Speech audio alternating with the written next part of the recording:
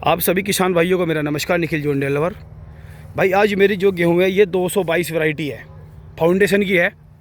और भैया देखो, इसकी जो बढ़वार है वो सबसे टॉप है, कम ज़्यादा नहीं है, एक साथ ग्रोथ पे है। और इसका जो कारण है ना, ये कारण है कि जो धान मैंने इस खेत में पहले धान लगाए हुए थे, धान काटने के बाद हार्वेस्टर में एसएमएस चला हुआ था। एसएमएस के बाद जो खुब्बे खड़े थे उनको मैंने मल्चर से वेस्ट कर दिया, यानी कि मैंने खेत में भी मल्चर लगाने के बाद उसे वेस्ट कर दिया। उसमें मैंने आग नहीं लगाई। आग लगाने के बहुत सारे कारण होते हैं।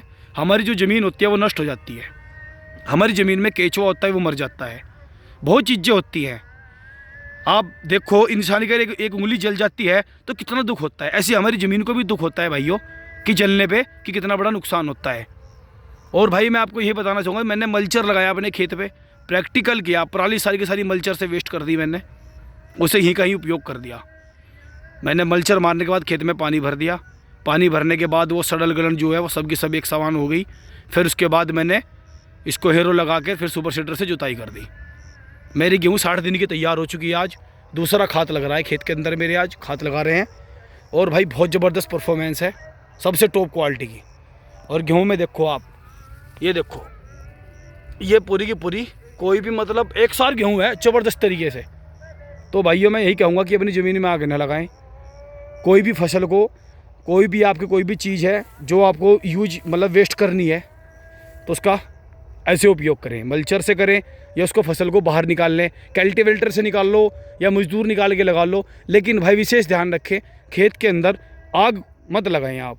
आग बिल्कुल लगाना सानित नियम है और आपको कानून के हिसाब से देखो कार्रवाई भी होती है किसानों के ऊपर।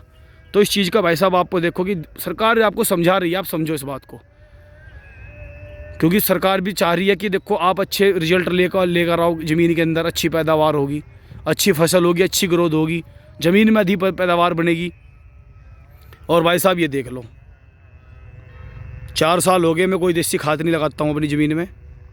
और भाई जो प्राइवेट खाद होते हैं, डाई होगी, NP, यूरिया, वो कम से कम यूज करता हूँ, बहुत कम मात्रा में। देखो भाई होना करना तो पड़ता ही है कि देखो कुछ नहीं करेंगे तो मिलेगा कैसे। तो भाई मैं यही समझाना चाहता हूँ किसान भाइयों को कि भाई अपना प्रैक्टिकल जो है वो निर्भर रखें और अलग अलग तरीके का प्रैक्टिकल करें, ताकि तो प्रैक्टिकल करोगे सर्च तभी होगा, बिना प्रैक्टिकल के सर्च नहीं कर पाओगे आप। तो भाइयों ध्यान रखें इस बात को। ये देखो आप, इस तरीके से भाई अपने खेत में आग ना लगाएं, बिल्कुल ना लगाएं।